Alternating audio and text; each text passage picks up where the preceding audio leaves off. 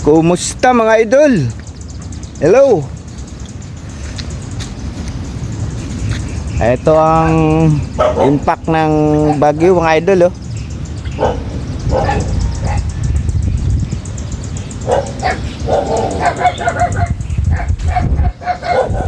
Sa lugar ng paliparan mga idol, nagliliparan pero mga dahon lang.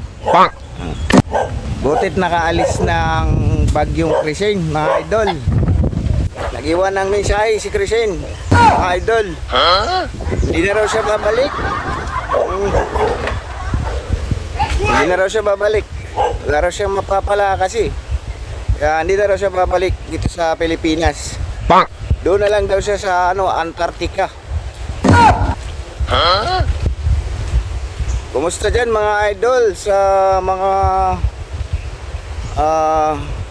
binabaha? Ako, ganun talaga ang natin mga idol, panahon. Hindi natin masabi na pagdating ng tag-ulan binabaha. Yun, nasabi na pala na yung lugar na yan bahain talaga.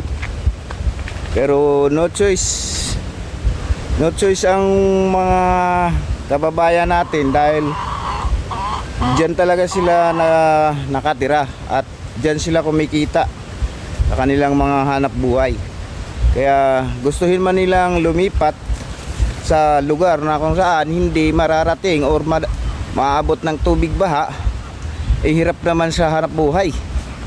Kaya tinitiis na lang nila maski binabaha, at least malapit sa hanap buhay. Kaya ganun talaga ang suma ng mga kababayan nating alam naman nila na tuwing tag-ulan ay binabaha sila. No choice. Nandito naman tayo sa bukid mga idol. Araw-araw nating routine new. Araw-araw na routine. Ay, kinain na ng pato ko yung bigas ko. Ano ba yan? Ay, kinain ng manok. Kurado na sila, mga gutom na mga idol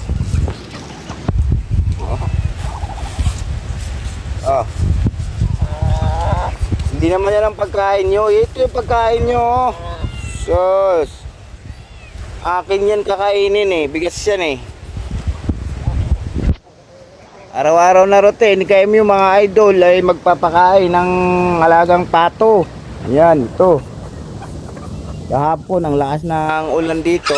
Basa kami ng mga bibi ko. Medyo nakas ko ba?